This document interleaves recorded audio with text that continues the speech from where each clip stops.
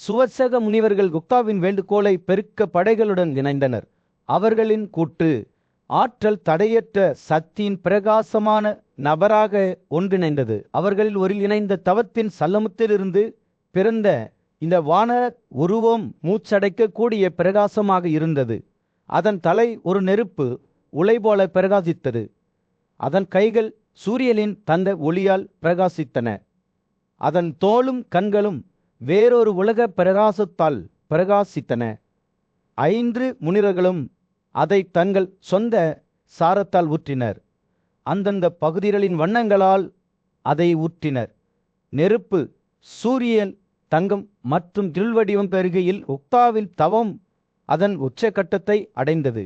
ஒரு பெரிய ககனையுடன் அவர் படைப்பின் முதன்மையான சக்திகளை தனது மையத்திலிருந்து வரவழைத்தார். அவரது தலை மற்றும் வாயிலிருந்து பகலும் இரவும் கொண்ட கட்டை தெய்வங்களான விட மற்றும் ரத்தந்தர தோன்றின. அவர்கள் எப்போதும் வாழ்க்கையின் விரைவான சுவாசத்தை தோற்றுவார்கள். அடுத்து உக்தா தனது தொப்புளிலிருந்து கண்ட சமநிலையின் உருவகமான சிவனை வெளிப்படுத்தினார்.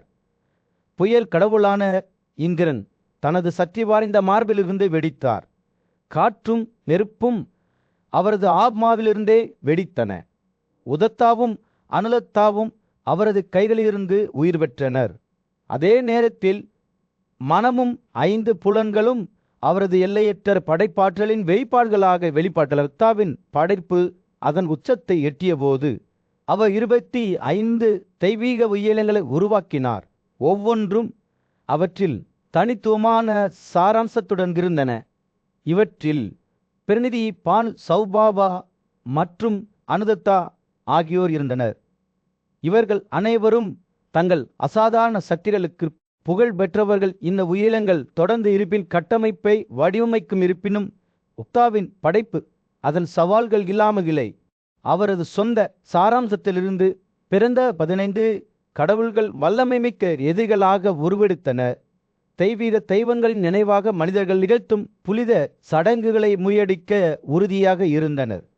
சுப்பிமா, பீமன் மற்றும் அவர்களின் உறவினர்கள் பிரபஞ்சத்தில் சமநிலையை சீர்குலைக்க எப்போதும் முயற்சிப்பார்கள்.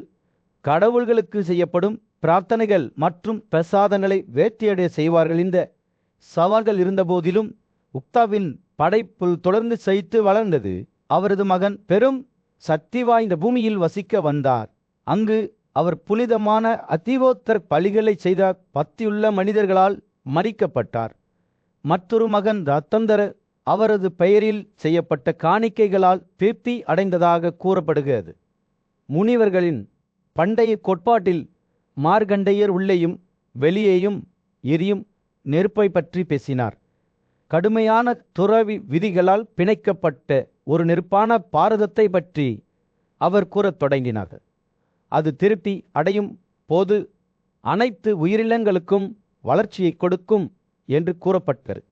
அதே நெருப்பு ஊட்டுவதற்கும் நிலைநிறுத்துவதற்கும் அதன் சக்திக்காக புஷ்டிமதி என்றும் அழைக்கப்பட்டது. மார்கண்டேயர் தனது கதையை தொடர்ந்தபோது இயற்கையில் சக்திகளை வணங்குவதற்கு அர்ப்பணிக்கப்பட்ட சீவன் என்ற மற்றொரு நெருப்பை பற்றி அவர் பேசினார். இந்த நெருப்பும் அனைத்து உயிரினங்களின் துன்பங்களையும் தணிக்கும் திறனுக்காக மதிக்கப்பட்டது. எனவே அதன் பெயர் சிவன் அல்லது நல்லதை வழங்குபவர். ஞானமும் சக்தி வாய்ந்த நெருப்புமாகிய தாபா பெரும் துறவி செல்வத்தை பெற்றிருந்தார். இந்த செல்வத்திலிருந்து 3 மகன்கள் பிறந்தனர். புரந்தா, உஸ்மா மற்றும் மனு பிந்தையவர் மனு பிரஜாபதி ஆனார். இது உயிரினங்களின் படைப்பாளராக அவர் வகித்த பாத்திரத்திற்காக அவருக்கு வழங்கப்பட்ட ஒரு பட்டமாகும். வேதங்களில் கற்ற பிராமணர்கள் சம்பவை பற்றி பேசினர். அது தங்கத்தைப் போல பிரகாசிக்கும் ஒரு பிரகாசமான நெருப்பு. அவர்கள் மற்றொரு பிரகாசமான நெருப்பை பற்றியும் சொன்னார்கள். அதன் மறுபிறப்பு அதை பார்த்த அனைவரையும் ஒளிய செய்தது. தபர் 5 ஒளிஸ்கர நெருப்புகளை உருவாக்கினார். ஒவ்வொன்றும் தங்கத்தைப் போல பிரகாசமாக இருந்தது. அவை சோமா பானத்தில் பல்லளித்தன. பெரிய சூரிய கடவுள் தனது அன்றாட உழைப்பால் சோர்வடைந்த போது அவர் பிரசாந்தா என்று அழைக்கப்பட்டார். இது அனைவருக்கும் அமைதியையும் கொண்டு வந்த நெருப்பு. இந்த நெருப்பே அசுரர்களையும் பூமியின் பிற உயிரினங்களையும் உருவாக்கியது. அங்கிரர்களும் தபாவின் மகனான பிரஜாபதி பானுவை உருவாக்கினர். அவரை பிராமணர்கள் விரகப்பானு என்று அழைத்தனர். பானு சூர்யாவின் மகளான சுப்ராஜாவை மணந்தார். அவர்களுக்கு விரகப்பானு பிறந்தார். அவர்களில் 6 மகன்களும் தங்கள் சொந்த உரிமையில் பெரும் நெருப்பாக மாறினர். வளம் கொடுக்கும் வளரா மஞ்சுமன் அவரை பார்த்த அனைவரிடமும் பயங்கரமான தோற்றம் பிரமிக்க வைத்தது. தர்சா மற்றும் பவனாம்சிய பலிகளில் தெளிவான வெண்ணையின் காணிக்கைகளால் லவரிக்கப்பட்ட அங்கிராஸ் அல்லது திருதிமான் அக்பயானா. யாருக்கு அக்பயானா காணிக்கை வழங்கப்பட்டது? சதுரமாசிய சடங்குகளுக்கான தினசரி காணிக்கைகளில் ஆதாரமான அக்தாரா மற்றும் ஸ்துவாமனுவின் மகள் விசா பானுவை மணந்து 2 அத்திஷோமர்களையும் மேலும் 5 நெருப்பு கடவுள்களையும் பெற்றெடுத்தார். அவர்களில் மேகங்களின் தலைமை தெய்வத்துடன் முதல் காணிக்கைகளால் நவரவிக்கப்பட்ட வைஸ்வனாரா மற்றும் அனைத்து உலகங்களுக்கும் இறைவல் விஸ்வபதி ஆகியோர் அடல்வோர் முனிவர்கள் மனுவின் மரல் சிஸ்டக்ரித்தை பற்றி பேசினர். அவர் ஒரு காலத்தில் திரநேசிபுவின் மனைவியாக இருந்தார். ஆனால் இப்போது பிரஜாபதிகளில் ஒருவராக இருந்தார். தீப்பிழம்புகள் நடனமாடி நீர் ஓடும் உலகில் மார்க்கண்டேயர் ஒரு பண்டைய கதையை விவரிக்கத் தொடங்கினார். நெருப்பு கடவுளான சுவாராவில் அன்பான மலையில் முடித கடலில் ஆழத்தில் வசித்து வந்ததாகவும் அவர்களின் இணைப்பிலிருந்து அத்பந்தா என்ற புனித நெருப்பு பிறந்தது என்றும் கூறப்படுகிறது. இந்த அற்புதமான நபர் அனைத்து உயிரினங்களின் ஆட்சியாளராகவும் ஆத்மாவாகவும் பிரகாசத்துடனும் சக்தியுடனும் வணங்கப்பட்டார். மார்க்கண்டேய பேசுகையில் அவரது வார்த்தைகள் பிரபஞ்சத்தை ஆட்சி செய்த மாபெரும் புட்டர்களின் உருவங்களை சித்தரிக்கின்றன. அவர்களில் அத்வாந்தர் தளித்து நின்றார். ஏனென்றால் அவர் பூமி, வானம் மற்றும் நீரின் சாராம்சம். அவரது மகன் அற்புதர் ஒரு பிரமிக்க வைக்கும் நெருப்பு, நீரின் ஆன்மா, வானத்தின் இளவரசர் மற்றும் மகத்தான எல்லாவற்றிற்கும் இறைவன் என்று கூறப்படுகிறது. மார்க்கண்டேயர் தனது கதையை தொடர்ந்தபோது ஒரு புதிய உருவம் வெளிப்பட்டது. கிரிகாபதி அத்வந்தனின் இருப்புக்குள் வாழ்ந்த சக்தி வாய்ந்த முதன்மை நெருப்பு. இந்த நெருப்பு தியாகங்களில் எப்போதும் இருந்தது. மனிதர்களின் காணிக்கைகளை கடவுள்களுக்கு எடுத்துச் சென்றது. இருப்பினும் முதல் காத்துவாகிய ஞாதா அவரை அணுகும் போதெல்லாம் சுவாகா மாசுபடுமோ என்ற பயத்தில் கடலில் ஒளிந்து கொள்வாகவங்கள் தங்கள் அன்பான பிரதான நெருப்புக்காக தொலை தூரத்தில் தேடி இறுதியாக அதர்வன் மூலம் அவரது இருப்பிடத்தை கண்டுபிடித்தனர். ஒரு புத்திசாலி மற்றும் துணிச்சலான மனிதர் அவர்களின் அவல நிலையால் ஈர்க்கப்பட்ட அதர்வன் கடவுள்களுக்கு காணிக்கைகளை எடுத்துச் செல்லும் பணியை மேற்கொண்டார். ஆனால் கிரிகாவதி இந்த ஏற்பாட்டை அறிந்தபோது அவர் மீண்டும் ஒரு முறை மறைந்துவிட்டார். அவர் இருக்கும் இடத்தை பற்றிய சிகிசுக்களை மட்டுமே விட்டு சென்றார். இருப்பினும் அதர்வனின் முயற்சிகள் விரைவில் வெறுமதி பெற்றன. ஏனெனில் அவர் கடலில் மறைந்திருந்த சுவாராவை கண்டுபிடித்தார். இப்போது வயது மற்றும் சோர்வால் பலவீனமடைந்த பிரதான நெருப்பு அதர்வனை கடவுள்களின் கேரியரின் பாத்திரத்தை ஏற்கும்படி கேட்டுக்கொண்டது. இரக்கத்தால் தூண்டப்பட்ட அதர்வன் இந்த புனித கடமையை ஏற்றுக்கொண்டார். களபதி மீண்டும் ஒரு முறை காணாமல் போக வேண்டும். மார்க்கண்டேயன் கதை வெளிவரும்போது சார வயதாகி பலவீனமடைந்தார் என்பது தெளிவாகியது. ஒவ்வொரு நாளும் அவரது வலிமை குறைந்து கொண்டே வந்தது. பக்தியின் இறுதி செயலில் அவர் தனது பௌதிக உடலை பூமியிடம் ஒப்படைத்தார். அங்கு அது பல்வேறு உலோகங்களுக்கு வழிவகுத்தது. இரும்பு, கண்ணாடி மற்றும் விலைமதிப்பற்ற கற்கள். அவரது நகங்களிலிருந்து மேகங்கள் உருவாகின. அவரது நம்புகளிலிருந்து பவளப்பாறைகள் உருவாகின. மேலும் உலகின் துணி இன்ன பொருட்களால் நம்பியிருந்தது. சுவாராவின் உடல் வடிவம் பிரபஞ்சத்தில் கரைந்தபோது அவரது சாராம்சம் அதர்வனின் இதயத்திற்குள் எரியும் நெருப்பாகவே இருந்தது. எனவே பெரிய முனிவர் பிரிகு மற்றும் அங்கிராஸ் இந்த புனித சுடருக்கு புத்துயிர் கழிக்க தவம் செய்தனர். இறுதியாக அது மீண்டும் ஒரு முறை எய்தபோது ஸ்வாரா கடலில் தஞ்சம் புகுந்தார். அதர்வனால் மட்டுமே மீண்டும் கண்டுபிடிக்கப்பட்டார். முதன்மையான நெருப்பு மறுபிறவி எடுத்ததால் உலரம் அதன் மூச்சை பிடித்து கொண்டது. அவரது சக்தி இப்போது முன்னெப்போதையும் விட அதிகமாக உள்ளது. அங்கிலிருந்து ஆதவன் அனைத்து உயிரினங்களின் காணிக்கைகளையும் கடவுள்களுக்கு எடுத்துச் சென்றார். அதே நேரத்தில் சாரா ஆழத்தில் தொடர்ந்து வசித்து வந்தார். பண்டைய நாட்களில் மார்க்கண்டேயர் குலத்தில் பாவமற்ற வாரிசுக்கு ஒரு அசாதாரணமான கதையை விவரிக்கத் தொடங்கினார். இப்போது கேளுங்கள் என்று அவர் கூறினார். அப்போது நெருப்பின் புத்திசாலித்தனமான மகனான கார்த்திகேயனின் பிறப்பு பற்றிய கதை. கடவுள்களும் அசுரர்களும் கடுமையான போராட்டத்தில் அடைக்கப்பட்டனர். பயங்கரமான அசுரர்கள் தெய்வீக விருந்தினரை தொடர்ந்து தோற்கடித்தனர். சதி வாய்ந்த இந்திரனாகிய புரந்தரர் அழிந்து போன தனது படைகளை பார்த்தார். அவர்களை மறுசீரமைக்க ஒரு தலைவரை கண்டுபிடிக்க வேண்டும் என்பதை அறிந்தார். மாபெரும் மார்சா மலைகளின் வழியாக அலைந்து திரிந்தபோது அவர் இந்த விஷயத்தை ஆழமாக சிந்தித்தார். அங்கு பூமியின் ரகசியங்கள் காற்றில் கிசுகிசுத்தன. அங்குதான் ஒரு பெண்ணின் வேதனையான அழுகுரல்களை கேட்டார். அவருடைய குரல் நிலப்பரப்பு முழுவதும் தொலைதூரம் எடுத்து சென்றது. யாராவது சிக்கம் வாருங்கள் என்று அவள் கத்தினார். என்னை காப்பாற்றுங்கள், என் கணவனாக இருங்கள், அல்லது எனக்காக யார் வருவார் என்று சொல்லுங்கள் என்று அழுது கொண்டிருந்த அந்த பெண்ணின் அருகில் சென்றபோது இந்திரனின் இதயம் இரக்கத்துடன் கிளர்ந்தெழுந்தது. பயப்படாதீர்கள் அழகானவரே, உங்களை பாதுகாக்க நான் இங்கு வந்துள்ளேன் என்று அவர் அவளுக்கு உறுதியளித்தார். ஆனால் அவரது வார்த்தைகள் தூரத்திலிருந்து வெளிவரும் ஒரு உருவத்தால் குறுக்கிட்ட. நெகிசின் ஒரு அசுரா ஒளிரும் கிரீடத்தில் அலங்கரிக்கப்பட்டு ஒரு வலிமையான கதை பிடித்து கொண்டிருந்தார். கேசின் இந்திரனின் வார்த்தைகளை ஏளனம் செய்து ஓர் வாக்குறுதியுடன் அவனை பரிகாசம் செய்தான். பாகாவை கொண்டவனே, அவளை தனியாக விட்டு விடு என்று கிண்டல் செய்தான். நான் அவளை சுதந்திரித்துக் கொள்வேன், நீ உயிருடன் வீட்டிற்கு திரும்ப போவதில்லை. அதனுடன் கேசின் தனது கழுதை எறிந்தார். அதை இந்திரன் தனது இடி முழக்கத்தால் விரைவாக நொறுக்கினார். தடையின்றி அசுரா ஒரு பெரிய பாறையை கடவுளின் மீது வீசினார். ஆனால் இந்திரன் அதை தனது போல் மூலம் துண்டித்து தரையில் மோதியது. விழுந்த பாறையால் காயமடைந்த கேசின் தான் உரிமை கோர விரும்பிய பெண்ணை கைவிட்டு மலைகளின் ஆழங்களுக்குள் ஓடிவிட்டார். இந்திரன் மீண்டும் ஒரு முறை அவர் பக்கம் திரும்பி தம் கண்கள் கருணையால் நிரம்பின. நீ யாருடைய மனைவி? உன்னை இந்த இடத்திற்கு என்ன கொண்டு வருகிறது என்று மெதுவாக கேட்டான். சக்தி வாய்ந்த கடவுளை பார்த்தபோது அந்த பெண்ணின் கண்ணீர் வறண்டு போகத் தொடங்கியது. ஒருவேளை நீண்ட நேரத்திற்கு பிறகு முதல் முறையாக நம்பிக்கையில் ஒரு பிரகாசத்தை உணர்ந்தது. மானசா மலைகளில் உருண்டு வரும் மலைகளில் தேவசேனா மற்றும் தைச்சே சேனா என்ற 2 சகோதரிகள் பிரஜாபதியில் அனுமதியுடன் தங்கள் பணிப்பெண்களுடன் ஓய்வு நேர நடவடிக்கைகளில் ஈடுபட அடிக்கடி வருவார்கள். அவர்கள் அடிக்கடி தங்கியிருப்பது உள்ளூர் மக்களிடையே, குறிப்பாக அஸ்ரா கேசிலுக்கு பழக்கமான முகங்களை ஏற்படுத்தியது.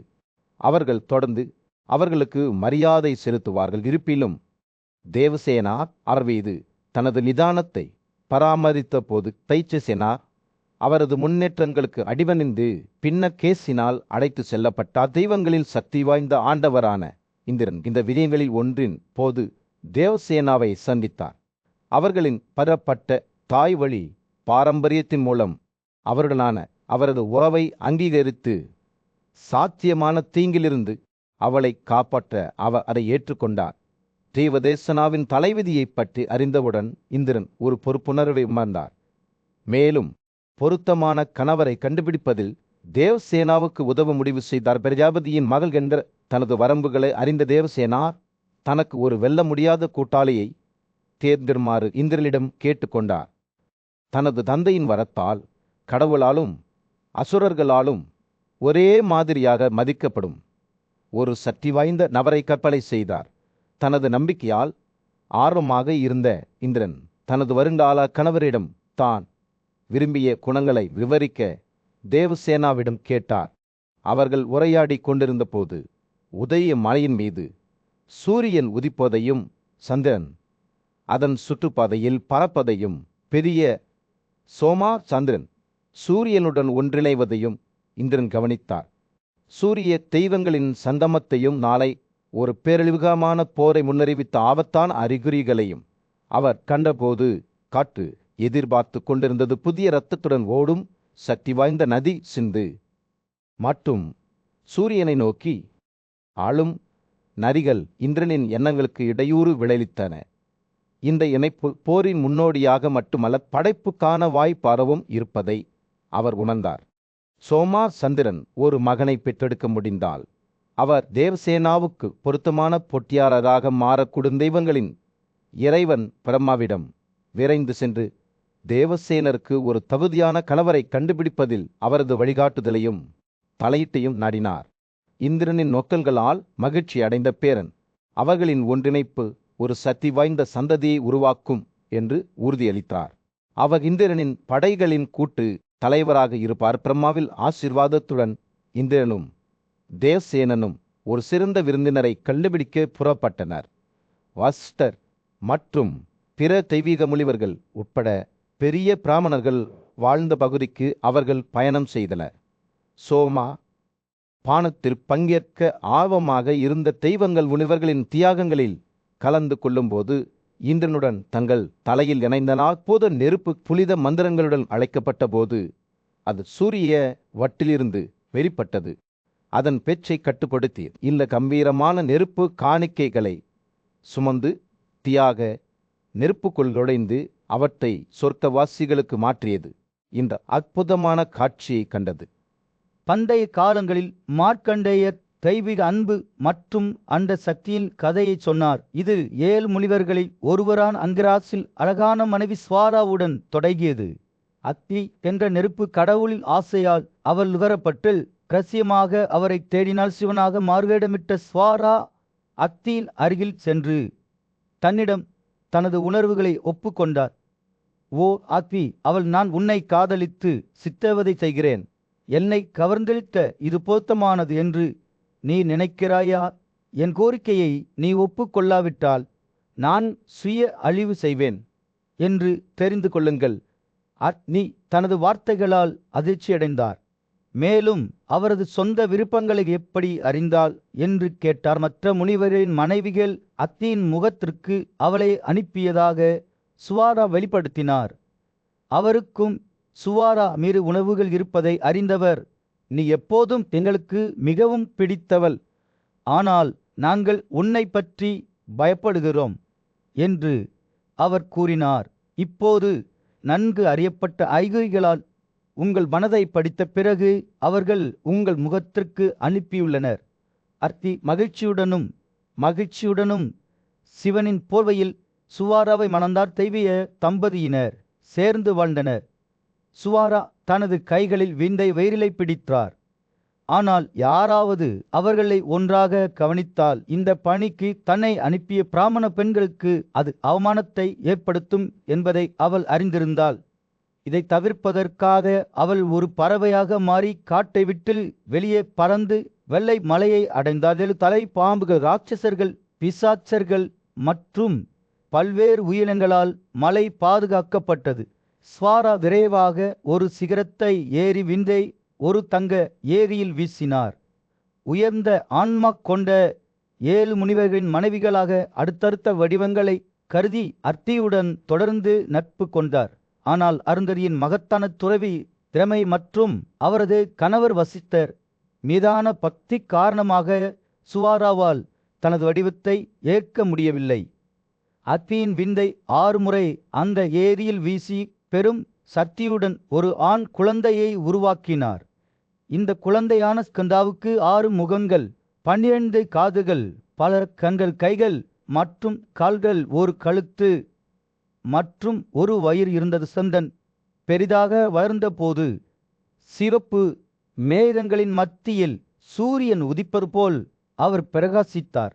கடவுள்களின் எதிரிகளை அழிக்க திரிபுராவை அழிப்பவர் பயன்படுத்திய பயங்கரமான வில்லை அவர் கைப்பற்றினார். மேலும் 3 உலகங்களிலும் பிரமிப்பை ஏற்படுத்திய பயங்கரமான கதனையை உச்சரித்தார். நாகர்கள் சித்தா மற்றும் அரேராவதா அச்சத்தால் அதிர்ந்தன. மலை உச்சியில் விளையாடிக் கொண்டிருந்த ஸ்கந்தர் அவற்றை தனது கைகளில் பிடித்து கொண்டு பயங்கர சத்தம் எழுப்பினார். அவர் 3 உலகங்களையும் விழுந்தும் நிலையில் இருப்பதைப் போல தோற்றமளித்தார். அவர் வானத்தில் ஏறும் தருணத்தில் பிரகாசமான சூரிய கடவுளைப் போல பிரகாசித்தார். அந்த மலையின் உச்சியில் அமர்ந்திருந்த இணையற்ற வலிமைமிக்க மகாசேனா அதை கவனித்தார். பண்டைய நாட்களில் சக்தி வாய்ந்த மனிதர் ஸ்கந்தர் பிறந்தபோது பிரபஞ்சத்தின் துணி அதிர்ந்தது. பயங்கரமான நிகழ்வுகள் நிகழ்ந்தன. இயற்கையான ஒழுங்கு சீர்குலைந்தது. உலகின் நலனை நாடிய ஞானிகள் இந்த அதிசயங்களை கவலையுடன் கவனித்தனர். பிரபஞ்சத்தின் சமநிலையை மீட்டெடுக்க முயன்றனர். இந்த குழப்பத்திற்கான காரணத்தை புரிந்து கொள்ள அவர்கள் போராடிய போது பல்வேறு கோட்பாடுகள் வெளிவந்தன. சிலர் நெருப்பின் கடவுளான அக்னி 7 முனிவர்களின் 6 மனைவிகளுடன் சேர்ந்து வாழ்ந்ததால் இந்த இடையூறு ஏற்பட்டது என்று நம்பினர். மற்றவர்கள் ஒரு பறவை என்று நினைத்தனர். அதே நேரத்தில் பலர் வெவ்வேறு குற்றவாளிகள் மீது விரல்களை சுட்டிக்காட்டினர். ஆனால் தியாக நெருப்பிலிருந்து பிறந்த ஸ்கந்தாவின் தாயார் ஸ்வாராவை யாரும் சந்தேகிக்கவில்லை. ஸ்வாரா ஸ்கந்தரிடம் தனது உண்மையான அடையாளத்தை வெளிப்படுத்தினார். மேலும் 7 முனிவர்களும் தங்கள் மகன் அவளுடையவர் என்பதை அறிந்தபோது அருந்ததியை தவிர தங்கள் மனைவிகளை விவாகரத்து செய்தனர். அவர் நல்லொழுக்கத்தின் முன்னுதாரணமாக அனைவராலும் மதிக்கப்பட்டார். சுவாரா எதிர்ப்பு தெரிவித்தார். இந்த 6 பெண்களும் அவரது தாய்மார்கள் அல்ல. இருப்பிலும் ஸ்கந்தாவின் பிறப்பு தங்களுக்கு துரதிர்ஷ்டத்தை கொண்டு வந்ததாக முனிவர்கள் நம்பினர். ஸ்கந்தரின் பிறப்பு பற்றிய செய்தி பரவியதும் அத்தியை பின்தொடர்ந்து வந்த மாபெரும் முனிவர் விஸ்வாமித்தா வெளிவரும் நிகழ்வுகளை பற்றி அனைத்தையும் அறிந்திருந்தார். அவர் மலாசேனாவிடமிருந்து பாதுகாப்பு கோரி ஸ்கந்தரின் நலனுக்காக புனித சடங்குகளை நிகழ்த்தினார். விஸ்வாமித்ராவும் 6 முகங்கள் கொண்ட ஸ்கந்தரின் நல்லொழுக்கங்களை ஊக்குவித்து அவரது நினைவாக விழாக்கை நிகழ்த்தினார். இதற்கிடையில் ஸ்கந்தனின் வளர்ந்து வரும் ஆற்றலால் சொர்க்கத்தில் உள்ள கடவுள்கள் குழப்பம் அடைந்தனர். ஸ்கந்தர் மிகவும் சக்தி வாய்ந்தவராக மாறுவதற்கு முன்பு அவரை கொல்லுமாறு கடவுள்களின் ராஜாவான இந்திரனை அவர்கள் வற்புறுத்தினர். ஆனால் ஸ்கந்தர் பிரபஞ்சத்தின் படைப்பாளரை கூட அழிக்க முடியும் என்பதை அறிந்த இந்திரன் பயங்கினார். ஸ்கந்தரை அகற்ற கடவுள்கள் பெரிய தாய்மார்களை அனுப்ப முன்மொழிந்தனர். இருப்பினும் குழந்தையின் நம்ப முடியாத வலிமையை பார்த்த தாய்மார்கள் மிரட்டப்பட்டு அதற்கு பதிலாக அவரது பாதுகாப்பை நாடினர். அவர் பாலூட்டுவதற்காக அவர்கள் தங்கள் மார்பகங்களை வழங்கினர். மேலும் சக்தி வாய்ந்த மசேனா அவர்களின் வாய்ப்பை மரியாதையுடன் ஏற்றுக்கொண்டார். அவர் தாய்மார்களின் மார்பகங்களிலிருந்து பாலூட்டும் போது அவரது தந்தை கத்தி சம்பவ இடத்துக்கு வந்தார். அவரது மகனால் பிராபிக்கப்பட்டார். கோபத்திலிருந்தும் கடலிலிருந்தும் பிறந்த தேவதைகள் தனது சொந்த குழந்தைக்கு தாயாக இருப்பதைப் போல ஸ்கந்தரை பராமரித்தனர். அக்னி தனது மலை வாசஸ்தலத்தில் இருக்கும் ஸ்கந்தரை மகிழ்விப்பதற்கும் மகிழ்ச்சியடைய செய்வதற்கும் ஏராளமான குழந்தைகளுடன் ஒரு ஆட்டின் வாயை கொண்ட ஒரு வர்த்தகராக தன்னை மாற்றிக்கொண்டார். எனவே சக்தி வாய்ந்த மனிதர் தனது தந்தையாலும் அன்பாலும் பாசத்தாலும் சூழப்பட்ட பெரிய தாய்மார்களாலும் கவனிக்கப்பட்டார். சக்தி வாய்ந்த போர்வீரரான மகாசேனனுக்கும் கடவுள்களின் புகழ்பெற்ற ஆட்சியாளரான சகாவுக்கும் இடையே வரவிருக்கும் போரைக் காண சொர்க்க மண்டலத்தில் ஒரு பெரிய கூட்டம் கூடியிருந்தது. தங்கள் செயற்கைக்கோள்களை கொண்ட கிரகங்கள் முனிவர்கள் தாய்மார்கள் அப்பி மற்றும் எண்ணற்ற பிற வான உயிரினங்கள் மோதல் தொடங்குவதற்காக ஆவலுடன் காத்திருந்தால் சதா போருக்கு தயாராகி கொண்டிருந்த போது அவர் தனது மிகச்சிறந்த ஆடையை அணிந்து தனது கம்பீரமான யானையான ஐராவதத்தில் ஏறினார். மரியாதைக்குரிய தாய்மார்கள் உட்பட தெய்வங்களின் குடும்பத்துடன் அவர் தனது இதயத்தில் உறுதியுடன் ஸ்கந்தனை நோக்கி அணிவகுத்து சென்றார். இந்த வான இராணுவத்தின் முன்னணியில் மகாசேனா இருந்தார். அவரது இடி முழக்கம் தயாராக இருந்தது. அதைத் தொடர்ந்து பல்வேறு கவசங்களை அணிந்த மற்றும் பல்வேறு விலங்குகளை சவாரி செய்யும் போர்வீரர்களின் பரிவாரம் இருந்தது. சதா கார்த்திகேயனின் இருப்பிடத்தை நெருங்கிய போது சக்தி வாய்ந்த போர்வீரன் தனது படைகளை அணிதிரட்டவும் இடைவிடாத கொடூரத்துடன் முன்னேறவும் ஒரு இடி முழக்கத்தை வெளிப்படுத்தினார். ஒளி இதற்கு முன்பு எதுவும் கேட்கப்படாதது போல் இருந்தது. சொர்க்கத்தின் அடித்தளத்தை ஒடுக்கிய ஒரு கூச்சல் ஸ்கந்தாவின் விசுவாசமான தோழரான குவா தயவுடன் பதிலளித்தார். ஒரு போர் கூக்குரலை கட்டவிழ்த்திருட்டார். அது மண்டலங்களில் எதிரொலித்தது. சக்தி வாய்ந்த கடலின் ககனையை எதிர்த்தது. இந்த சண்டையின் முழுமையான சக்தியைக் கண்டு வான இராணுவம் நடுங்கியது. அவர்களின் அசைவுகள் ஏதோ காணப்படாத சக்தியால் மாற்றப்பட்டதைப் போல உறைந்தன.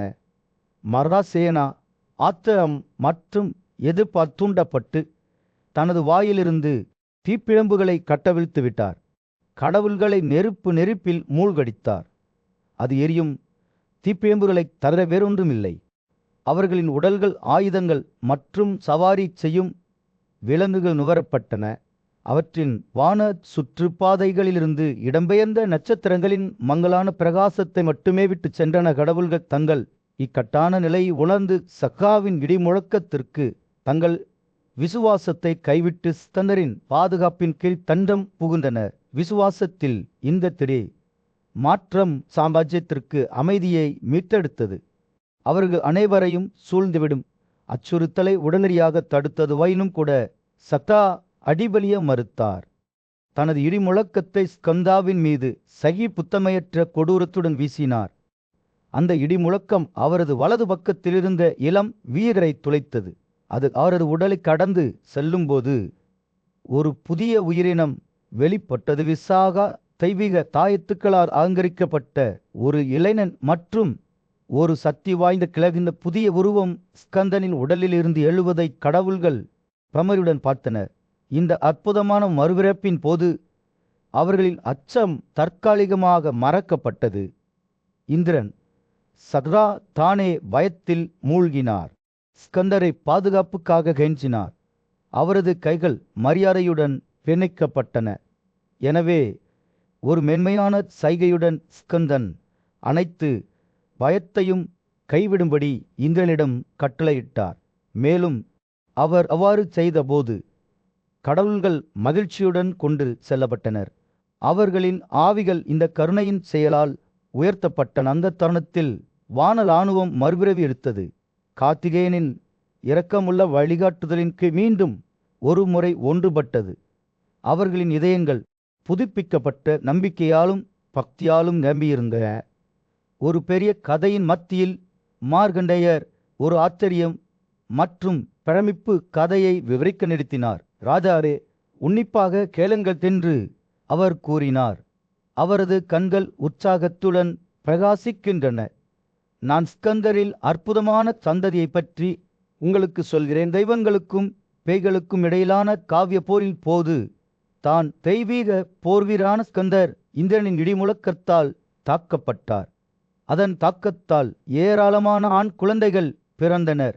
அவர்கள் வேறொரு உலக பிரகாசத்துடன் போர்க்களத்தில் சுற்றி திரிந்தனர். அவர்களின் கண்கள் குறும்புத்தனத்தால் ஒளிரும் அவர்கள் குமாரர்கள் என்று அழைக்கப்பட்டனர். பெரும் சக்தியும் வலிமையும் கொண்ட சிறு குழந்தைகள் இந்த குமாரர்களில் ஒருவரான பத்ரசாகா ஒரு ஆடுகளின் முகத்தை கொண்டவர். அவரது திறமையான இயல்பும் கனிவான இதயமும் அவருக்கு அனைவரின் மரியாதையையும் பெற்று தந்தது. அவர் உயரமாக தனது எண்ணற்ற மகன்களாலும் மகள்களாலும் சூழப்பட்டார். அவர்களை அவர் மாதரும் தாய்மார்களின் முன்னிலையில் கடுமையான பக்தியுடன் பாதுகாத்தார். பூமியில் வதிப்பவர்கள் இல்ல குமாரர்களின் தந்தையாக ஸ்கந்தரை மதித்தனர். மேலும் தங்கள் சொந்த குழந்தைகளை பெற விரும்புவோர் சக்தி வாய்ந்த நெருப்பு கடவுளான ருத்தா மற்றும் இரக்கமுள்ள ஸ்வாகா உம்மாவை வணங்க வேண்டும் என்று கூறப்பட்டது. மார்கண்டேயர் பேசுகையில் அவரது வார்த்தைகள் ஒரு பழைய சகாப்தத்தின் உருவங்களை உருவகப்படுத்தின. நெருப்பு கடவுளான தபாவிலிருந்து திறந்த மகள்கள் நம்பிக்கையுடன் பிரகாசமான முகந்துடன் ஸ்கந்தனை அணுகினர். உங்களுக்காக நாங்கள் என்ன செய்ய முடியும் என்று ஸ்கந்தர் கேட்டார். அவரது குரல் அவர்களின் மனதில் இடி முழக்கம் போன்றது. பெண்கள் பதிலளித்தனர். நாங்கள் உலகம் முழுவதற்கும் மரியாதைக்குரிய தாய்மார்களாக மாற உங்கள் ஆசீர்வாதத்தை எங்களுக்கு வழங்குங்கள். ஸ்கந்தரின் பதில் உடனடியாக இருந்தது. அப்படியே இருங்கள். அவரது கையின் அலைகளால் அவர் குழந்தைகளை பெற்றெடுக்கும் சக்தியை அவர்களுக்கு வழங்கினார். காட்டி அலிமா மாலிலி விருங்கிலா ஆதயா பாலாலா மற்றும் பனித்தா ஆகிய 7 தாய்மார்களும் மிகுந்த மகிழ்ச்சி அடைந்தனர். ஸ்கந்தாவின் தெய்வீக சக்தியால் பிறந்த என்ற சக்தி வாய்ந்த மகனை அவர்கள் பெற்றனர். இந்த 8வது நாயகன் அனைவரிலும் மிகவும் வலிமையானவர் என்று கூறப்படுகிறது. அவரது சிவப்பு கண்கள் தீப்பொறிகை போல எரியும். ஒரு வலிமையான போர்வீரர் என்ற அவரது நற்பெயர் தொலைதூரம் பரவியது. ஆனால் இந்த கதையில் இன்னும் நிறைய இருந்தது. மார்க்கண்டேயர் தொடர்ந்தார். ஸ்கந்தனின் 6வது முகம் ஒரு ஆடுகளின் முகம் தாய்மார்களால் மதிக்கப்பட்டது. இது பத்தசாகாவின் சக்தியின் ஆதாரம் என்று கூறப்பட்டது. அதிலிருந்து அவர் தெய்வீக சக்தியை உருவாக்கினார். இந்த அற்புதமான நவஸ்கந்தரின் தலைகளில் சிறந்தவராக கருதப்பட்டார். மார்க்கண்டேயர் விவரித்த நிகழ்வுகள் சந்த மரத்தின் பிரகாசமான பாதியின் 5வது நாளில் வெளிப்பட்டன. இது வான மண்டலத்தில் பெரும் முக்கியத்துவம் வாய்ந்த நேரமாகும். 6வது நாளில் நடந்த போர் கடுமையானதாகவும் திகிலூட்டும் வகையிலும் இருந்தது. ஸ்கந்தரின் சந்ததியினர் அதன் விளைவில் முக்கிய பங்கு வகித்தனர். மார்க்கண்டேயர் தனது கதையை முடித்தவுடன் வளிமண்டலம் ஒரு வேறொரு உலக ஆற்றலுடன் அதிர்வுறுவது போல் தோன்றியது. கேட்போர் இந்த பண்டைய கதையின் அதிசயங்களை சிந்திக்க விட்டனர். அவர்களின் மனங்கள் வலிமையான போர் வீரர்கள் மற்றும் தெய்வீகத்தின் தரிசனங்களால் நிரம்பியிருந்தன. பிரகாசமான வான அரசவையில் பிரபஞ்சத்தின் இரட்சகராக 6 நாள் பழமையான கடவுளான ஸ்கந்தர் பாராட்டப்பட்டார். மார்க்கண்டேயர் தனது கதையை தொடர்ந்தார். ஸ்கந்தரின் கம்பீரமான தோற்றத்தை விவரித்தார். ஒரு தங்க தாயத்து மற்றும் மாலை அணிவித்து அவர் ஒரு முகடையும் தங்க கிரீடத்தையும் அணிந்திருந்தார். அவரது கண்கள் தங்க நாணயங்களைப் போல பிரகாசிக்கின்றன. மேலும் அவரது கூர்மையான பற்கள் பிரகாசமான புன்னகையில் பிரகாசிக்கின்றன. அவரது சிவப்பு ஆடை பிரகாசித்தது. அவரது அழகான அம்சங்கள் அவரை பார்த்த அனைவரின் கவனத்தையும் ஈர்த்தன. அதிர்ஷ்டத்தின் தெய்வமான லட்சுமி ஸ்கந்தருக்கு முன் தோன்றி அவருக்கு தனது ஆசீர்வாதங்களை வழங்கினார். அவர் அவளுக்கு சாதகமாக இருந்தபோது இரவு வானத்தில் பிரகாசிக்கும் முழு நிலவைப் போல அவர் பார்ப்பதற்கு இன்னும் அற்புதமான காட்சியாக ஆனார். பிராமணர்களும் மகரிஷிகளும் அவை அணுகி மரியாதை செலுத்தி பிரார்த்தனை செய்தனர். ஸ்கந்தனே, நீ வளமடையட்டும் என்று அவர்கள் கூறினர். நீ எங்கள் உலகிற்கு அமைதியை கொண்டு வந்தாய். நீ எங்கள் பாதுகாவலரும் தலைவருமான இந்திரனாக வேண்டும் என்று நாங்கள் கேட்டுக்கொள்கிறோம். ஸ்கந்தர் கவனமாக கேட்டார். அவர்களின் வார்த்தைகளால் அவரது ஆர்வம் தூண்டப்பட்டது. 3 உலகங்களின் இறைவன் இந்திரனின் கடமைகளை பற்றி அவர்களிடம் கேட்டார். அவர் அனைத்து உயிரினங்களுக்கும் வலிமை, சக்தி மற்றும் மகிழ்ச்சியை வழங்கினார். இந்திரன் ஒரு வலிமையான கடவுள், தீயதை அழித்து நீதிமான்களின் ஆசைகளை நிறைவேற்றும் திறன் கொண்டவர் என்று மகரிஷிகள் விளக்கினர். ஸ்கந்தரின் கண்டு ஆபத்தால் பிரகாசித்தன. அவரது மனம் சாத்திய கூறுகளுடன் பந்தயத்தில் ஈடுபட்டது. இந்திரனுடனான அவர்களின் சொந்த உறவு அவர்கள் அவை எப்படி அறிந்தார்கள்? என்ன குணங்கள் அவரை அவர்களின் மரியாதைக்கு தகுதியானவராக ஆக்கியது என்று அவர்களிடம் கேட்டார்கள். உங்களின் அரசனான சத்தா தனது குரலில் மரியாதை நிரம்பியபடி முன்னேறி சென்றார். ஓ வலிமையான ஸ்கந்தனே என்று அவர் கூறினார், நீ எங்கள் தலைவனாக வேண்டும் என்று நாங்கள் கேட்டுக்கொள்கிறோம். எங்கள் இந்திரனே, உன்னிடம் இணையற்ற வலிமை உள்ளது. மேலும் நீ எங்கள் அனைவருக்கும் பெரும் மரியாதையை கொண்டு வர வேண்டும் என்று நாங்கள் நம்புகிறோம். சதா வார்த்தைகளை கேட்கும்போது ஸ்கந்தரின் இதயம் பணிவுடன் பெருகியது. நான் கடவுள்களின் தாழ்மையான ஊழியன் மட்டுமே என்று அவர் பதிலளித்தார். நான் உங்கள் இறையாண்மையை விரும்பவில்லை, ஆனால் விசுவாசத்துடனும் பக்தியுடனும் உங்களுக்கு சேவை செய்வேன். சதா புன்னரைத்தார். அவரது கண்கள் நன்றியுடன் பிரகாசிக்கின்றன. உங்கள் துணிச்சல் எல்லா பகுதிகளிலும் புகழ்பெற்றது என்று அவர் கூறினார். எங்கள் எதிரிகளான தனவாக்களை தோற்கடித்து எங்கள் உலகிற்கு அமைதியை கொண்டு வர வேண்டும் என்று நாங்கள் கேட்டுக்கொள்கிறோம். சவாலை ஏற்றுக்கொண்ட போது ஸ்கந்தரின் முகம் உறுதிப்பாட்டால் பிரகாசித்தது. இது ஒரு பெரிய பொறுப்பு என்பதை அவர் அறிந்திருந்தார். ஆனால் எதிர்காலத்திற்கு என்ன வேண்டுமானாலும் எதிர்கொள்ள அவர் தயாராக இருந்தார். சகாவின் ஆசீர்வாதத்துடன் ஸ்கந்தர் இந்திரனின் பாத்திரத்தை அணிந்து வானப்படைகளை தங்கள் எதிரிகளுக்கு எதிராக போரிட வழிநடத்தினார். ஸ்கந்தன் தனது விசுவாசமான சீடர்களால் சூழப்பட்ட தனது தேரில் சவாரி செய்தபோது தெய்வங்களும் அவரை பெருமையுடன் பார்த்தனர். நெருப்பு கடவுளாக அவருக்கு வழங்கப்பட்ட அவரது சிவப்பு சேவல் அவரது சக்தி மற்றும் வலிமையின் அடையாளமான அவரது வாகனத்தின் மீது பெருமையுடன் அமர்ந்திருந்தது. தெய்வீக காசத்தால் நிரப்பப்பட்ட வான சக்திகளின் சாம்ராஜ்யத்தில் ஒரு பெரிய தலைவர் தோன்றினார். மராசேனா அவரது நல்ல அதிர்ஷ்டம் 6 நல்லொழுக்கம் உள்ள பெண்களின் கவனத்தை ஈர்த்தது. 7 முனிவர்களின் மனைவிகள் அவர்கள் மராசேனாவை பெற்றெடுத்தனர் என்ற பொய்யான வதந்தியின் காரணமாக தங்கள் கணவர்களால் நிராகரிக்கப்பட்ட இந்த பெண்கள் அவருடன் தஞ்சம் புகுந்தன. வருத்தத்துடனும் கோபத்துடனும் தங்கள் இதயம் கனத்த மராசேனா முகாமை அவர்கள் அணுகினர். எந்த காரணம் இல்லாமல் எங்கள் கடவுளை போன்ற கணவர்களால் நாங்கள் வெளியேற்றப்பட்டோம் என்று அவர்கள் கூறினர். சிலர் நாங்கள் உன்னை பெற்றெடுத்தோம் என்ற வதந்தியை பரப்பினர். இந்த கதையின் உண்மையை நம்பி அவர்கள் மிகவும் கோபமடைந்தனர். எங்கள் புனித இடங்களிலிருந்து எங்களை வெளியேற்றினர். இந்த அவமானத்திலிருந்து தங்களை காப்பாற்றுமாறு அவர்கள் மராசேனாவிடம் கெஞ்சினர். அவர்களின் வேண்டுகோளால் தூண்டப்பட்ட மராசேனா, குற்றமற்ற குணமுள்ள பெண்களே, அதன்படி நீங்கள் என் தாய்மார்களாகிறீர்களா? நான் உங்கள் மகன், நீங்கள் விரும்பும் அனைத்து நோக்கங்களையும் அடைவீர்கள் என்று பதிலளித்தார்.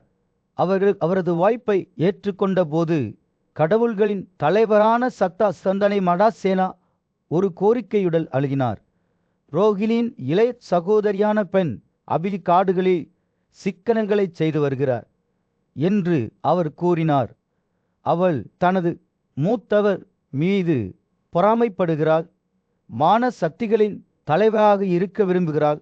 காலியாக உள்ள பதவியை எவ்வாறு நிரப்புவது என்பது குறித்து பிரம்மாவை கலந்தாலோசிக்குமாறு சத்தா ஸ்கந்தரிடம் கேட்டார். ஸ்கந்தன் பிரம்மாவுக்கு உதவ சம்மதித்து அவருடன் ஆலோசனை நடத்தினார். அவர்கள் ஒன்றாக இணைந்து அத்தி தலைமையில் கிருத்திகா என்ற புதிய நட்சத்திரத்தை உருவாக்கினர். இது வானத்தில் பிரகாசித்தது. வினதா என்ற மற்றொரு தெய்வமும் ஸ்கந்தனை அணுகி அவருடன் எப்போதும் வாழ விரும்புவதாக கூறினார். நீ எனக்கு ஒரு மகனாக இருக்கிறாய் என்று அவர் சொன்னால், மேலும் எனது இறுதிச் சடங்குகளில் எனக்கு இறுதிச் சடங்கு கேக்குகளை வழங்க உரிமை உண்டு. ஸ்கந்த அவரது கோரிக்கையை ஏற்றுக்கொண்டு ஒரு தாயின் பாசத்துடன் அவரை வழிநடத்துவதாக உறுதியளித்தார். பின்னர் சிறந்த தாய்மார்கள் ஸ்கந்தரிடம் பேசினர். நாங்கள் அனைத்து உயிரினங்களுக்கும் தாய்மார்கள் என்று அறிஞர்களால் விவரிக்கப்பட்டோம்.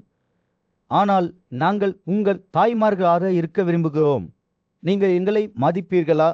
மற்ற பெண்களின் கண்ணியத்தை அகற்றி அவர்களின் இடத்தில் அவர்களை நிறுவுமாறு அவர்கள் அவரிடம் கேட்டுக்கொண்டனர். ஸ்கந்தர் ஒப்புக்கொண்டார். ஆனால் ஒரு நிபந்தனையுடன் ஏற்கனவே கொடுக்கப்பட்டவர்களை அவரால் மீட்டெடுக்க முடியவில்லை. இருப்பினும் அவர் அவர்களுக்கு மற்றொரு உதவியை வழங்கினார். நீங்கள் என்னுடன் வாழ்வீர்கள். வெவ்வேறு வடிவங்களைக் கொண்டு அந்த தாய்மார்களின் மற்றும் அவர்களின் பாதுகாவர்களின் சந்ததியை சாப்பிட முடியும். பெரிய தாய்மார்கள் இந்த வாய்ப்பை ஏற்றுக்கொண்டனர் மற்றும் குழந்தைகளை பாதுகாப்பதாக உறுதியளித்தனர். ஸ்கந்த பின்னர் அவர்களுக்கு ஒரு கடுமையான வற்றாத ஆவியை வழங்கினார். இது அவர்கள் 16வது வயதை அடையும் வரை குழந்தைகளை துன்புறுத்தும். அவர் 18 தீய ஆவிகளையும் உருவாக்கினார். அவர்கள் 10 நாட்கள் படுக்கை அறையில் வசித்து புதிதாக பிறந்த குழந்தைகளிடையே அழிவையும் குழப்பத்தையும் ஏற்படுத்தினர். இந்த தீய ஆவிகள் வெறிய தாய்மார்களின் கணவர்களான குமாரர்கள் என்று அழைக்கப்பட்டனர். அவர்களில் சகுலி, புர்த்தனா, ரட்சசி எஸ் ஒரு தொலைதூர சாம்ராஜ்யத்தில் சக்தி வாய்ந்த மனிதரான ஸ்கந்தன் தட்சிலின் மகளான சுவாராவுக்கு நேர்த்தியான மகிழ்ச்சியை வழங்குவதற்கான சக்தியை வழங்கியிருந்தான். அவர் அவருக்கு முன் தோன்றி தனது ஆழ்ந்த விருப்பத்தை வெளிப்படுத்தினார். நெருப்பு கடவுளான உதசனாவை அவரது மனைவியாக என்றென்றும் வாழ வேண்டும். அவரது வேண்டுகோளால் ஈர்க்கப்பட்ட ஸ்கந்தன் கடவுள்களுக்கோ அல்லது மூதாதையர்களுக்கோ செய்யப்படும் அனைத்து காணிக்கைகளும் தூய்மைப்படுத்தும் பாடல்களுடன் சுவாராவின் பெயருடன் இணைக்கப்படுவதை உறுதி செய்வதாக பதிலளித்தார். இதனால் அவள் அக்னியின் கடவுளான ரத்தியுடன் நித்தியமாக இணைந்திருக்க அனுமதிக்கிறார். ஸ்கந்தனின் வார்த்தைகளால் சுவாரா மிகுந்த மகிழ்ச்சியும் அடைந்தார். செழிப்பின் பிரகாசமான ஒளியால் சூழப்பட்ட தனது கணவர் பாவக்கரிடம் திரும்பி பதிலுக்கு அவரை கௌரவித்தார். தெய்வீக மனிதர்கள் இந்த இணைப்பைக் கண்டு மகிழ்ச்சி அடைந்தனர். மேலும் அவர்களின் மகிழ்ச்சி எல்லா பகுதிகளிலும் எதிரொலித்தது. வானப்படை போருக்கு தயாராகி கொண்டிருந்தபோது அனைத்து உயிரினங்களுக்கும் ஆண்டவராகிய பிரம்மா திரிபுராவை வென்ற தனது தந்தையான மகாதேவனை சந்திக்க வேண்டும் என்று ஸ்கந்தரின் சகோதரர் மகாசேனாவுக்கு அறிவுறுத்தினார். புத்தா அத்தியுடன் இணைந்து உமா மற்றும் ஸ்வாரா ஆகியோருடன் இணைந்து அனைத்து உயிரினங்களின் நலன்களுக்காக மகாசேனாவை வெல்ல முடியாததாக ஆக்கினார். புத்தா விந்திலிருந்து பிறந்த இரட்டை முதிகா மற்றும் மின்டிகா உட்பட ஏராளமான கடவுள்கள் மற்றும் பிசாச்சர்களுடன் மலாசேனா தனது பயணத்தை தொடங்கினார். அவர் பயணம் செய்யும்போது பல்வேறு ஆவிகளை எதிர்கொண்டார். ஒவ்வொன்றும் அவற்றில் தனித்துவமான சக்திகள் மற்றும் பண்புகளை கொண்டிருந்தன. கற்றறிந்த மனிதர்கள் இந்த ஆவிகளை நினைவு கூர்ந்து அவற்றை வணங்குமாறு அறிவுறுத்தப்பட்டனர். வெள்ளை மலையை அடைந்த பிறகு மகாசேனா வான இராணுவத்தில் தலைவராக அபிஷேகம் செய்யப்பட்டார். மகாதேவர் உட்பட கைவங்கள் மற்றும் பெய்வங்கள் சூரிய ஒளி நிறைந்த புத்துணர்ச்சியுடன் பிரகாசிக்கும் பதத்தில் சவாரி செய்து பக்கவதம் என்ற இடத்திற்கு பழுது பார்க்கப்பட்டனர். அவர்கள் 1000 சிங்கங்களுடன் காவால் இழுக்கப்பட்டு வெற்று இடத்தை கடந்து அனைத்து உயிரினங்களின் இதயங்களிலும் அச்சத்தை தூண்டியார். அவர்கள் வெள்ளை மலையை நோக்கி அணிவகுத்து செல்லும்போது தெய்வீக மனிதர்கள் பாடல்களை பாடி வரங்களை வழங்குபவரான மகாதேவனை வழிபட்டனர். இந்திரனின் தலைமையில் போர்க்கடவுள்கள் தங்கள் உதவியாளர்களுடன் சேர்ந்து படையின் முன்னணியை உருவாக்கினர். அவர்களுக்கு பின்னால் புத்தா தனது வெள்ளை ரதத்தில் சவாரி செய்தார். கடவுள்களுக்கு அவரது சக்திகளை வெளிப்படுத்துவதன் மூலம் மீண்டும் உறுதியளித்தார்.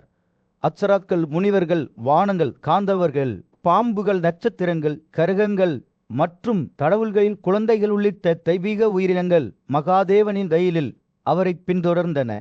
மேகங்கள் அழிவறுத்து சென்றன. பினக வில்லுடன் ஆயுதம் ஏந்திய அந்த கடவுளுக்கு வணக்கம் செலுத்தின. அத்தியும் வாயுவும் 2 முடி விசிறிகளுடன் தங்களை ஈடுபடுத்தி கொண்டனர். அதே நேரத்தில் இந்திரனும் ராஜர்ஷிகளும் மகாதேவனை புகழ்ந்து பாடல்களை பாடினர். கௌரி, வித்யா, காந்தாரி, தேசினி மற்றும் மித்ரா ஆகியோர் சாவித்தியுடன் பார்வதியின் ரயிலில் புறப்பட்டனர்.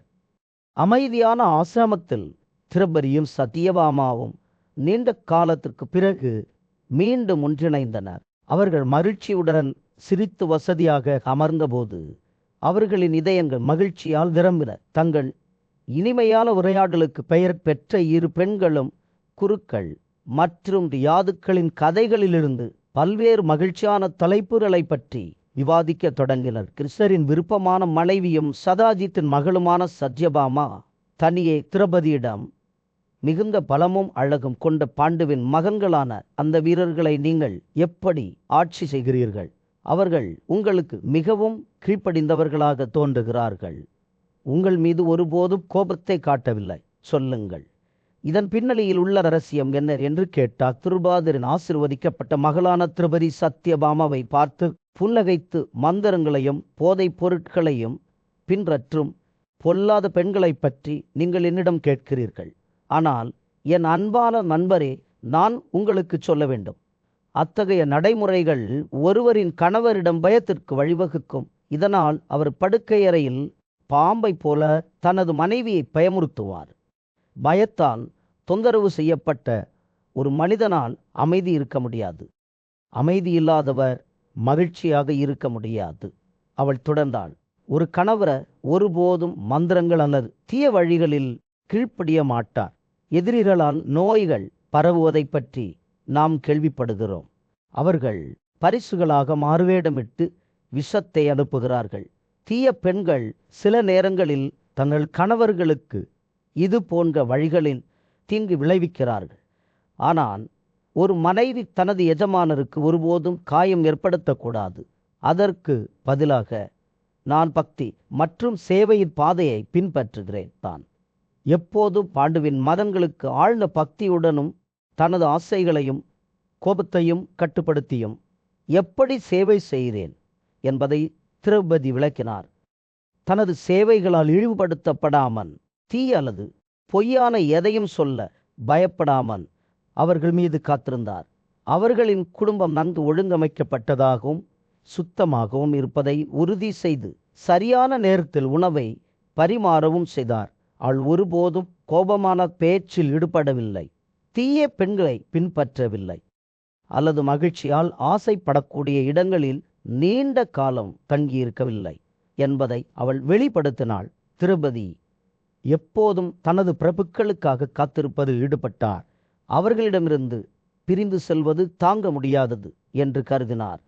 உறவினர் ஒருவருக்காக வீட்டை விட்டு வெளியேறிய போது அவள் பூக்களையும் நறுமண பேஸ்டையும் துறந்து தவம் செய்வாள். நான் என் ஆண்டவனின் நலனுக்காக என்னை அர்ப்பணித்துள்ளேன் என்று திரௌபதி கூறினார். உறவினர்கள் தானம், தெய்வங்களை வழிபடுதல், நோய்வாய்ப்பட்டவர்களுக்கு காணிக்கை செலுத்துதல், மூதாதையர்கள் மற்றும் விருந்தினர்களுக்கான நல்ல நாட்களின் கொதிக்கும் உணவாகியவற்றை பற்றிய மாமியா கற்பித்த கடமைகளை பின்பற்றுகிறேன். நான் இரவும் பகலும் சோம்பேறித்தனமின்றி இந்த கடமைகளை செய்கிறேன். திரௌபதியின் வார்த்தைகள் மனத்தாழ்மையாலும் பக்தியாலும் நிரம்பியிருந்தன. அவள் தன் கணவர்களை ஒரு சிறிய விஷயத்தான் உற்சாகமடையும் திறன் கொண்டு நற்று பாம்புகள் என்று கருதினாள். மேலும் பெண்கள் தங்கள் கணவரை மதிப்பது நித்திய நல்லொழுக்கம் என்று கருதினாள். கணவர் மனைவியின் கடவுள். அவளுக்கு அடைக்கலம், அவளுக்கு வேறு அடைக்கலம் இல்லை. அவள் பேசுகையில் திரௌபதி தான் எப்படி காத்திருந்தான் என்பதை வெளிப்படுத்தினான். ஒரு பரபரப்பான அரண்மனையின் நடுவே சத்யபாமா திரௌபதியின் அருகில் உட்கார்ந்து தனது கணவர் கிருஷ்ணரின் பாசத்தை எவ்வாறு திரும்ப பெறுவது என்பது குறித்து அவரது ஆலோசனையை பெற்றார்.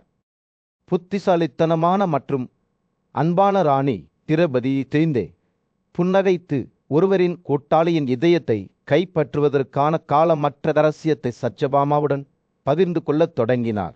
அன்புள்ள நண்பரே, திரௌபதி மெதுவாக சொன்னாள், வஞ்சகத்திலிருந்து விடுபட்ட ஒரு வழியை நான் உங்களுக்கு வெளிப்படுத்துகிறேன். இந்த பாதை பின்பற்றுவதன் மூலம் சூரியன் நட்சத்திரங்களை அதன் பிரகாசமான ஒளியை நோக்கி இழுக்கிறதைப் போலவே உங்கள் எஜமானரையும் நீங்கள் நெருங்க முடியும். கண்களில் ஒரு மின்னலுடன் அவள் தொடர்ந்தார். வானங்கள் உட்பட அனைத்து உலகங்களிலும் கணவருக்கு சமமான கடவுள் இல்லை. அவர் உங்களை பற்றி மகிழ்ச்சியாக இருக்கும்போது உங்கள் விரல் மீது எல்லா விருப்பங்களும் இருக்கலாம்.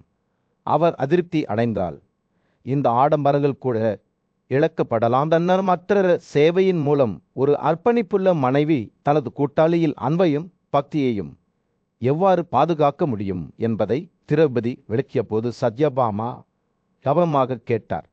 மனைவி தனது கணவரிடமிருந்து தான் குழந்தைகளையும் பல்வேறு இன்ப பொருட்களையும் பெறுகிறார் என்று திரௌபதி கூறினார்.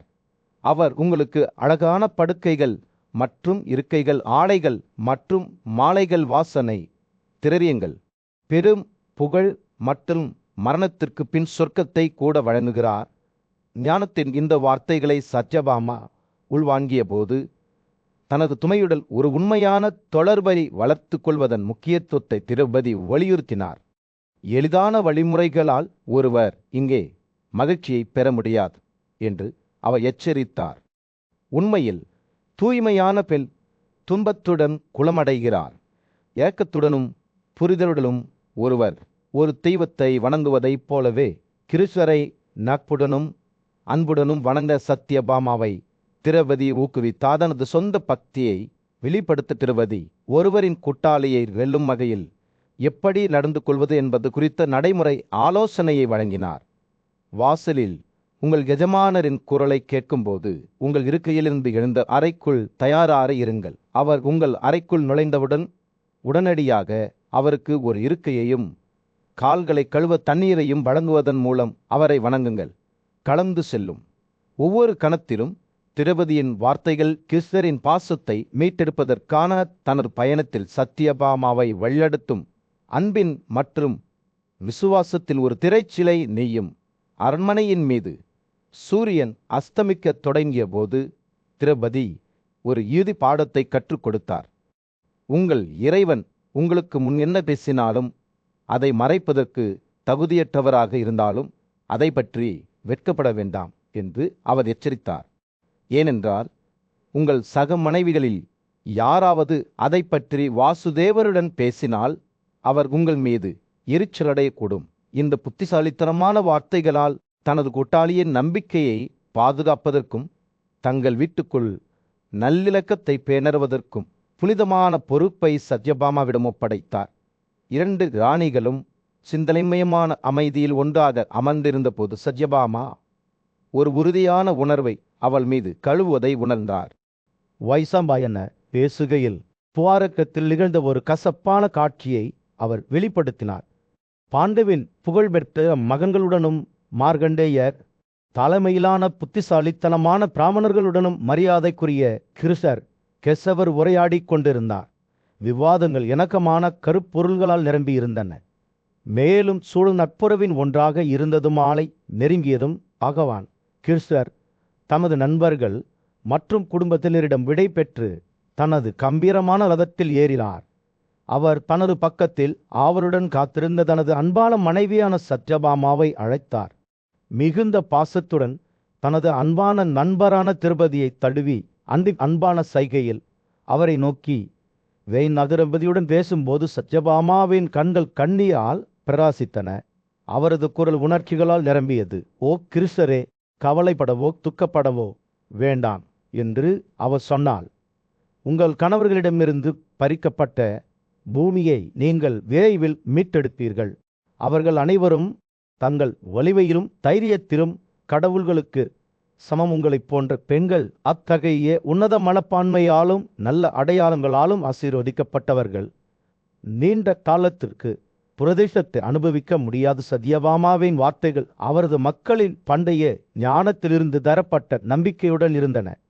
அவர் தொடர்ந்தார், நீங்கள் உங்கள் கணவர்களுடன் இந்த பூமியை ஆட்சி செய்வீர்கள் என்று கூறப்படுகிறது.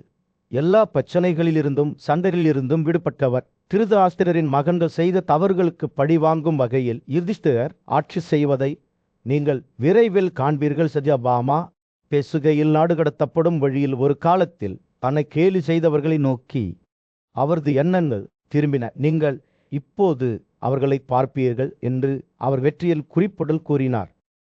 உதறியற்ற மற்றும் அவநம்பிக்கையான அவர்களின் பெருமையும் ஆணவம் அவர்களின் வீழ்ச்சிக்கு வழிவகுத்தன.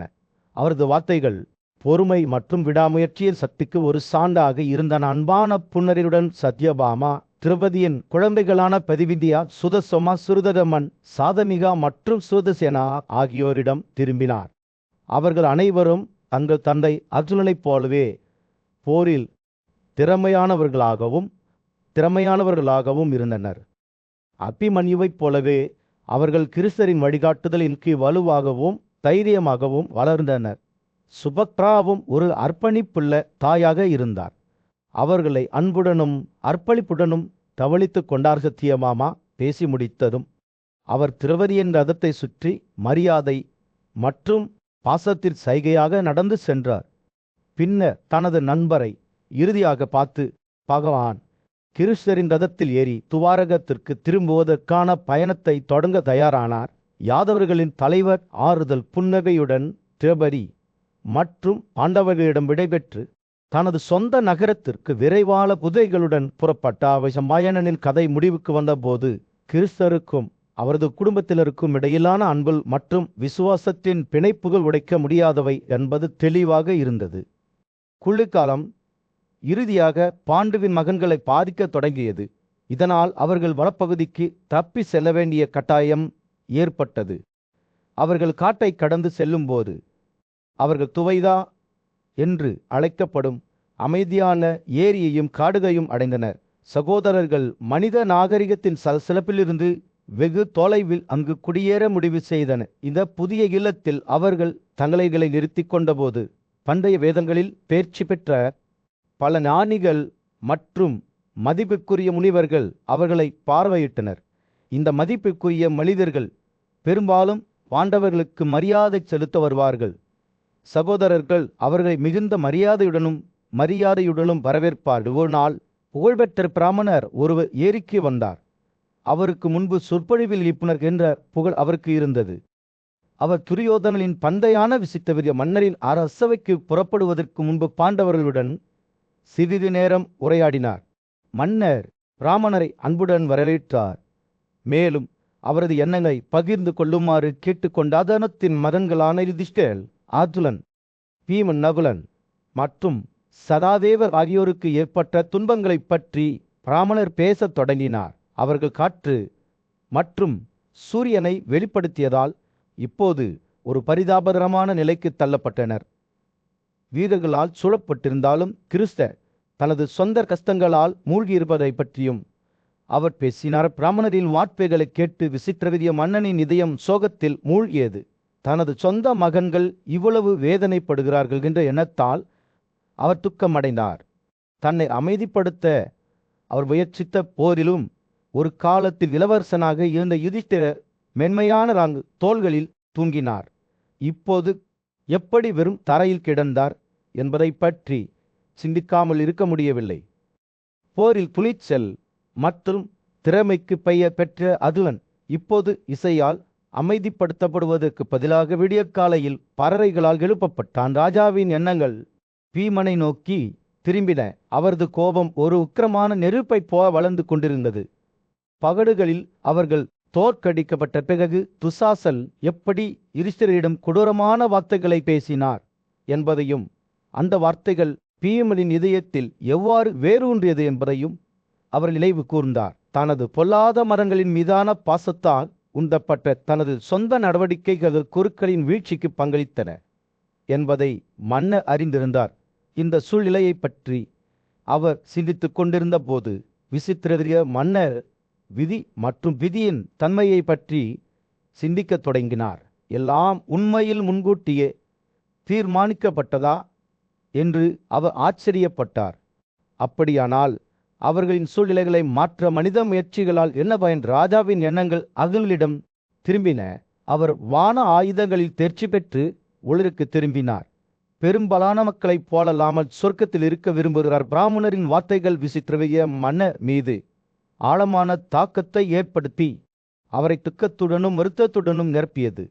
அவர் சகுனியைப் போலவே தனது மகள் பாண்டுவிடம் ஏமாற்றத்துடன் நடந்து கொண்டார் என்பதை அவர் உணர்ந்தார். அவர் எப்போதும் நேர்மையாக நடந்து கொண்டார். குருக்களுக்கான அழிவு நேரம் இறுதியாக வந்துவிட்டது என்பதை மன்னர் அறிந்திருந்தார். அஸ்திலபோத்தின் மாபெரும் மண்டபத்தில் திருதராஷ்டிரர் தனது சிம்மாசனத்தில் அமர்ந்தார். அவரது கண்கள் அவரது மகன் துரியோதனனின் முகத்தின் மீது நிலைத்திருந்தன. பழைய ராஜாவின் வார்த்தைகள் துக்கத்துடனும் ஏக்கத்துடனும் சுட்டி கொண்டன. ஏனெனில் அவரது சொந்த மகன்கள் தங்கள் உறவினர்களான பாண்டவர்களால் ராஜ்யத்திலிருந்து நாடுகடத்தப்பட்டதை அவர் அறிந்திருந்தார். ஆனால் இளவரசரின் தந்தமான மாமா சகுலி துரியோதனனின் லட்சியத்தில் தீப்பிழம்புகளை எரிய செய்ய ஒரு வாய்ப்பை கண்டாக இருவரும் அமைதியான தொனியில் பேசுகையில் வலிமையான போர் வீரான கண்ணன் அவர்களின் வார்த்தைகளை கவனமாக கேட்டார். அவர் தனது சொந்த பெருமையாலும் ஆணவத்தாலும் நுகரப்பட்ட ஒரு மனிதர் இருப்பினும் அவர் அரசியலின் வடிகளை புரிந்து கொள்ளும் ஒரு திறமையான மூலோபாயவாதியாகவும் இருந்தார். சகுனியின் வார்த்தைகள் உலர்ந்த மரத்திற்கு ஒரு தீப்பொறி போல இருந்தன. அது விரைவில் ராஜ்யத்தை சூழ்ந்துவிடும் எழுந்தென் அரசனே என்று சம்மி துரியோதனனை வற்புறுத்தினார். நீ உன் சொந்த வல்லமையால் உன் எதிரிகளை வென்றாய். நீ இந்த பூமியின் தலைவல் கிழக்கு தெற்கு மேற்கு வடக்கில் அனைத்து மன்னர்களும் உன் விருப்பத்திற்கு தலைவணங்குகிறார்கள். வார்த்தைகள் இனிப்புடன் சுற்று சொட்டாக இருந்தன. ஆனால் அவற்றுக்கு அடியில் ஒரு கூர்மையான கத்தி இருந்தது.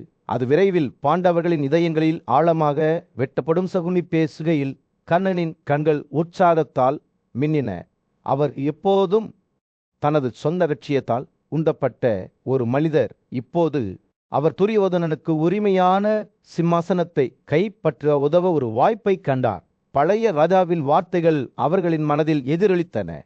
நீங்கள் உங்கள் சொந்த புத்திசாலித்தனத்தால் மட்டுமே பாண்டவர்களின் எரியும் செழிப்பை பெற்றுள்ளீர்கள். சகுனியின் வார்த்தைகள் இன்னும் காதுகளில் ஒலிக்கும் இலையில் 3 மனிதர்களும் தங்கள் இருக்கைகளிலிருந்து எழுந்து மண்டபத்தை சுற்றி வரத் தொடங்கினர்.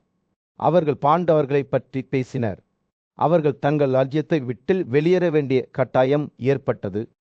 இப்போது ஏராளமான பிராமணர்களால் சூழப்பட்ட பெய்தவனா ஏரியின் கரையில் வசித்து வந்தனர். போவோம் என்று சகுலி துரியோதனனை வலியுறுத்தினார். சூரியன் தனது சூடான கதிர்களால் எல்லா